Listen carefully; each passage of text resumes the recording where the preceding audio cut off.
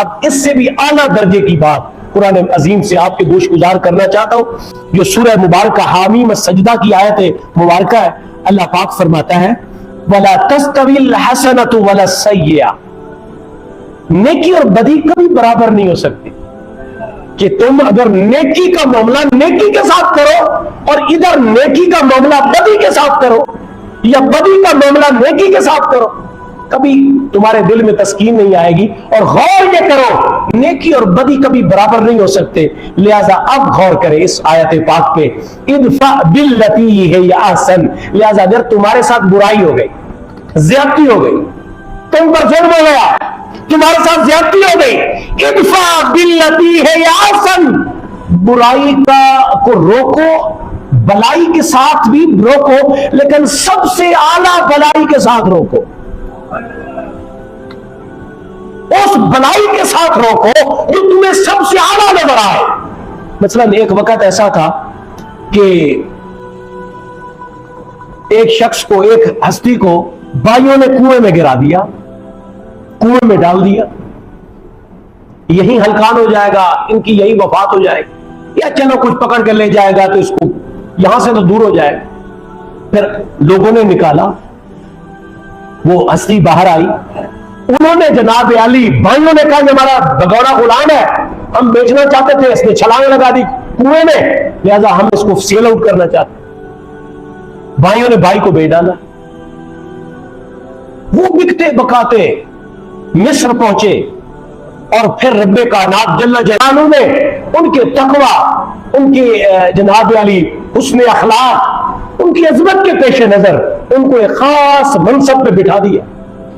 ادھر بھائیوں کو ضرورت پڑی کہ یار گندم کی کمی ہے، کسی نے بتایا کہ مصر میں مل جائے گی، وہ پہنچے، یہ تو غریب لوگ تھے، ان کے پاس مالی طور پر قحط سالی نے سب کچھ ختم کر دیا تھا، اور انہی کا بھائی اس وقت مسند اقتدار پہ بیٹھا، انہوں نے پہچان لیا یہ تو لٹے پٹے، یہ میرے اپنے بھائی ہیں، ان کو گندم دے دو، ان کے پیسے میں دے دوں گا، لہذا ان کے پیسے گندم میں ڈال۔ بھائی دوبارہ گندم لینے آئے، اور حتیٰ کہ پھر ان کو بھی ادراک ہو گیا کہ یہ ہمارا بھائی ہے، یہ یوسف ہے جن کے ساتھ ہم نے ظلم اور زیادتی کرنے کی کسر کو نہیں چھوڑی تھی، اور آج آپ ہم سے کیسا سلوک کریں گے؟ بھائی شرمندہ سر جھکا کے کھڑے ہیں، کیا سلوک کریں گے آپ ہمارے ساتھ؟ کسی کے ذہن میں ہوگا بس اب یہ سخت سزا ملے گی،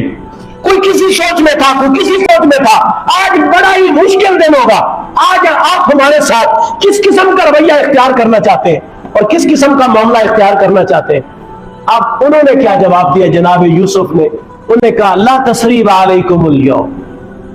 میں نے تو تمہیں اس دن ہی معاف کر دیا تھا جب تم نے مجھے کنویں میں ڈالا تھا اور پھر مجھے سیل آؤٹ کر دیا تھا، میں نے اس دن ہی تمہاری خطا معاف کر دی تھی کہ تاکہ میرا ممکن وقت آ جائے اور تم ممکن بخشے نہ جاؤ۔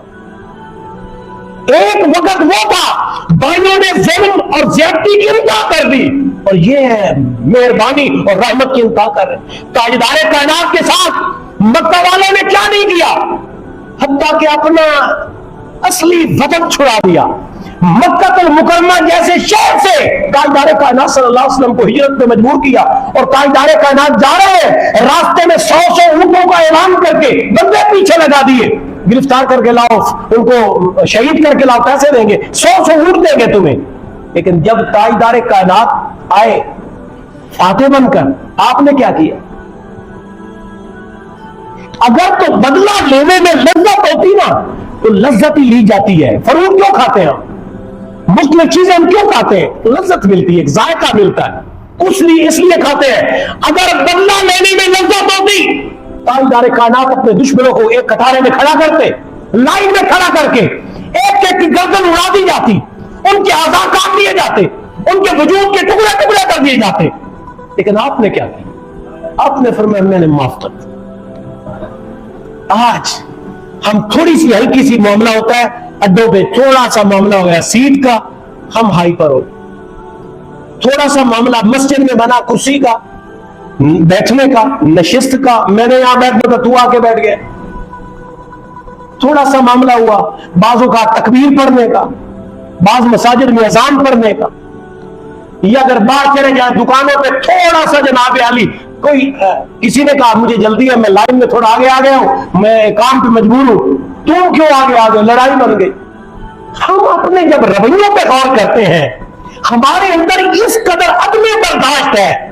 اور کوئی کسی کی خطا کو معاف کرنے کے لیے قطعاً تیار ہی نہیں ہے، لیکن دعا مانگ رہے اللہ میرے بخش دے، میں معاف کر دے،